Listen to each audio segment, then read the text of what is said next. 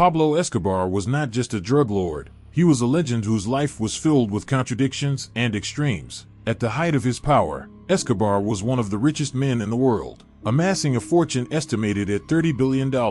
His wealth was so immense that he reportedly spent $2,500 every month just on rubber bands to bundle his cash. But Escobar's story wasn't just about money, it was also about power and influence. In Colombia, many saw him as a modern-day Robin Hood. In his hometown of Medellin, he funded housing projects, schools, and sports fields for the poor, earning the loyalty and admiration of the local population. Yet, this benevolent facade masked a ruthless empire. Escobar controlled over 80% of the cocaine smuggled into the United States, making his cartel one of the most powerful criminal organizations in history. Despite his fearsome reputation, Escobar was also a family man, deeply devoted to his wife and children. His luxurious estate, Hacienda Napoles, was a testament to his wealth, complete with a zoo, a bull ring, and even a private airstrip. He was so indulgent that he imported 4 hippos for his private zoo, which, after his death, became feral and caused significant ecological issues in Colombia. In 1991, in a surprising twist, Escobar struck a deal with the Colombian government, agreeing to serve a reduced sentence in a prison of his own design. Known as La Catedral, this prison was more like a luxury resort, complete with a nightclub, sauna, and waterfall. But even this wasn't enough to contain him. Escobar continued his operations from inside, leading to his eventual escape and a massive manhunt.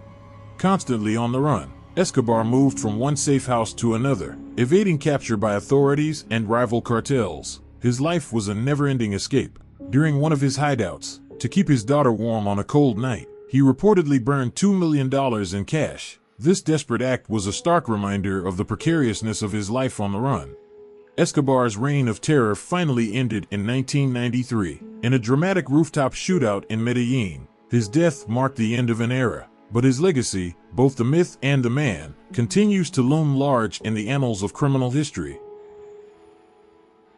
Al Capone, famously known as Scarface, was one of the most notorious gangsters in American history.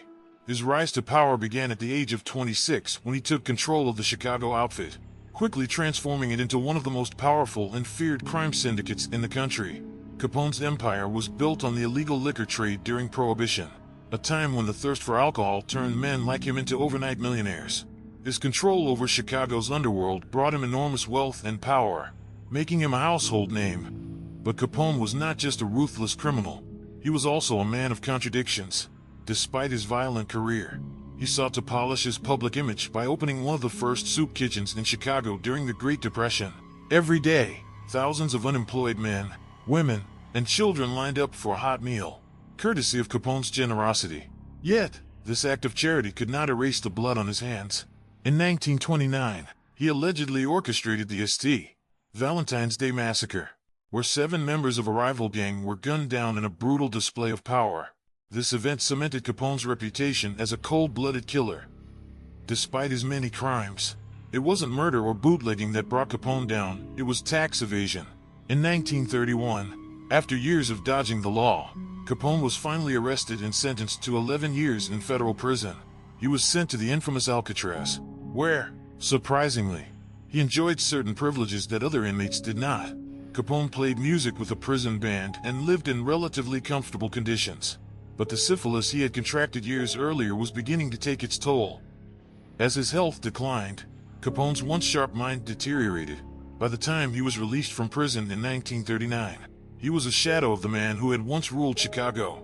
He retreated to his mansion in Florida, living in seclusion as his syphilis-induced dementia worsened.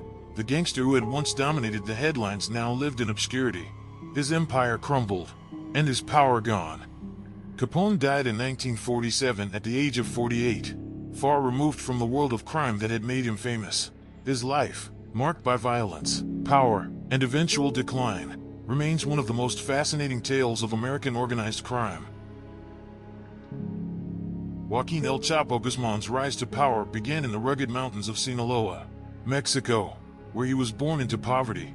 From these humble beginnings, he climbed the ranks of the drug trade, eventually becoming the leader of the Sinaloa Cartel, one of the most powerful and feared drug trafficking organizations in the world. El Chapo's influence stretched far beyond the borders of Mexico. reaching deep into the United States and other countries. Fueled by an estimated $1 billion fortune, this immense wealth made him one of the richest and most dangerous men alive. El Chapo's cartel was known for its innovative smuggling techniques, which included the use of underground tunnels, submarines, and even hiding drugs inside cans of jalapenos. These methods helped him flood the U.S. market with cocaine, marijuana, and methamphetamine, generating billions in profits. But El Chapo was more than just a businessman. He was a master of escape.